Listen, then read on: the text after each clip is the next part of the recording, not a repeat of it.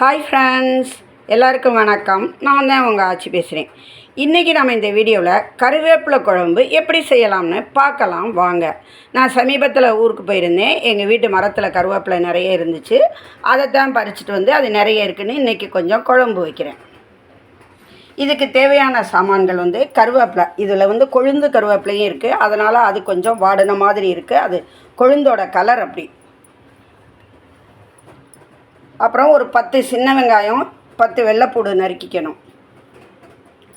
அரைக்கிறதுக்கு 3 ஸ்பூன் மல்லி, ஒரு 5 வரமிளகாய் எடுத்துருக்கிறேன். இந்த புளியும் அதிலே போட்டு அரைக்கணும். அரைக்கிறதுக்கு புளி, தேவையான உப்பு, கொஞ்சம் வெந்தயம், கொஞ்சம் சீரகம், கொஞ்சம் மிளகு, இதெல்லாம் வறுத்து இதையும் அரைக்கணும்.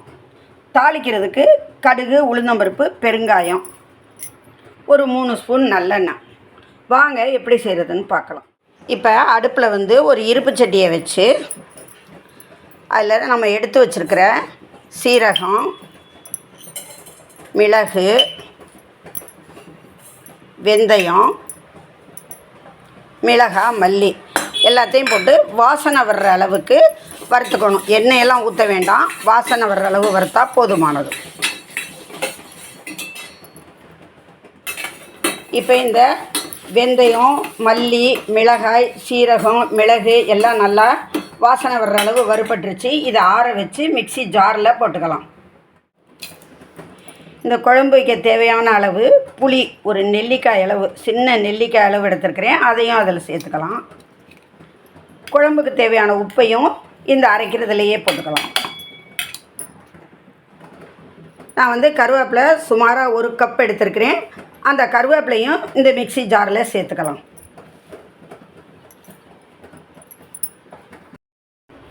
இது எல்லாம் மிக்ஸி ஜாரில் சேர்த்த பிற்பாடு தண்ணி ஊற்றாமல் பல்சர் மோடில் இப்படி அரைச்சிக்கணும்.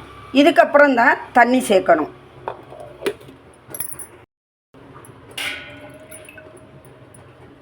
இப்போ நம்ம தண்ணி சேர்த்தா தான் அது நல்லா வலுவலுன்னு அரைப்படும். இப்போ நல்லா அரைப்பட்டுருச்சு. நான் இப்போ எடுத்துகிட்டு வந்துட்டேன். இதை இனி அடுப்பில் தாளித்து விடலாம்.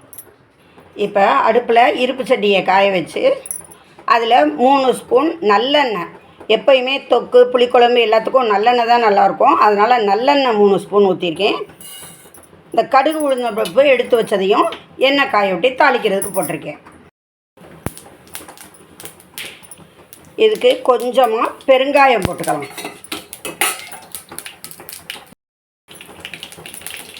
கடுகு, உளுந்தம்பருப்பு வெடித்த உடனே இந்த நம்ம எடுத்து வச்சுருக்கிற வெங்காயம், வெள்ளைப்பூடு அதையும் அதில் போட்டு நல்லா வதக்கிக்கணும்.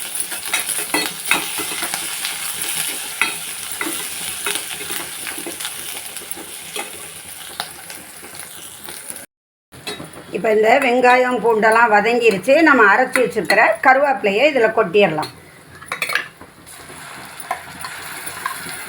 இதிலே நம்ம தேவையான உப்பு, புளி, மிளகாய் எல்லாமே போட்டுட்டோம். அதனால் இன்னி எதுவும் சேர்க்க தேவையில்லை. கொதித்த பிற்பாடு நாம் சாப்பிட்டு பார்த்து உப்பு பத்தலைனா போட்டுக்கலாம். இப்போ இந்த மிக்ஸி ஜாரை அரைச்சோம்ல, அந்த மிக்ஸி ஜாரை கழுவி அந்த தண்ணியையும் இதில் கொஞ்சம் சேர்த்துக்கலாம்.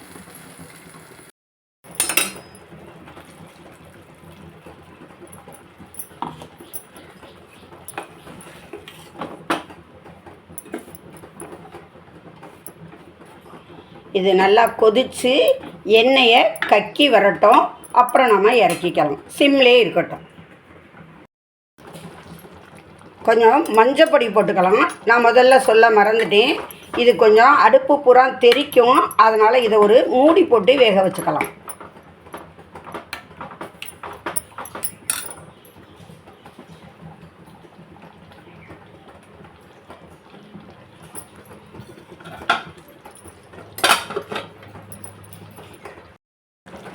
குழம்பு நல்லா வெந்து எண்ணெய் கக்க ஆரம்பிச்சிருச்சு. இந்த பாருங்கள், ஓரமெல்லாம் எண்ணெய் கக்கியிருக்கு.